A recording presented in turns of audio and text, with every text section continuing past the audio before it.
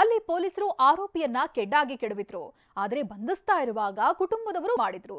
ಈ ವೇಳೆ ಏನಾಯ್ತು ನೋಡೋಣ ಬನ್ನಿ.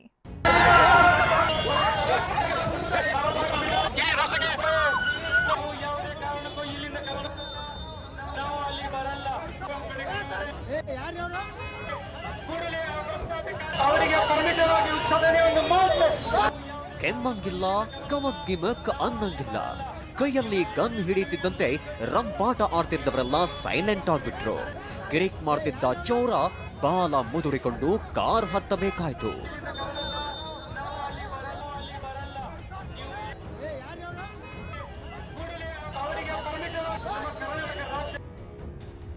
ಕಿರಿಕ್ ಮಾಡ್ತಿದ್ದವರಿಗೆ ಪಿಸ್ತೂಲ್ ಮೂಲಕ ಎಎಸ್ಐ ವಾರ್ನಿಂಗ್. ಇದ್ಯಾವುದೋ ಸಿನಿಮಾ ದೃಶ್ಯವಲ್ಲ, ವಿಜಯಪುರದ ಅಂಬೇಡ್ಕರ್ ವೃತ್ತದಲ್ಲಿ ನಡೆದ ನೈಜ ಘಟನೆ.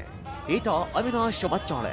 ಮಹಾರಾಷ್ಟ್ರ ಮೂಲದ ಈತ ಧಾರವಾಡದ ಹುಬ್ಬಳ್ಳಿ ಕೈಗಾರಿಕಾ ಪ್ರದೇಶದಲ್ಲಿ ತಾಮ್ರದ ತಂತಿ ಕದ್ದಿದ್ದ. ಕದೀಮನ ಜಾಡು ಹಿಡಿದು ಪೊಲೀಸರು ವಿಜಯಪುರಕ್ಕೆ ಬಂದಿದ್ರು. ಆದರೆ ಅರೆಸ್ಟ್ ಮಾಡಲು ಮುಂದಾದಾಗ ಕುಟುಂಬಸ್ಥರು ಪೊಲೀಸರನ್ನ ಸುತ್ತುವರೆದಿದ್ರು, ಹೈಟ್ ಡ್ರಾಮಾ ಮಾಡಿದ್ರು. ಈ ವೇಳೆ ಮಫ್ತಿಯಲ್ಲಿದ್ದ ಎಎಸ್ಐ ಗನ್ ಹಿಡಿದು ಎಲ್ರಿಗೂ ವಾರ್ನಿಂಗ್ ಕೊಟ್ಟಿದ್ದಾರೆ. ಬಳಿಕ ಆರೋಪಿಯನ್ನ ಅರೆಸ್ಟ್ ಮಾಡಿದ್ದಾರೆ.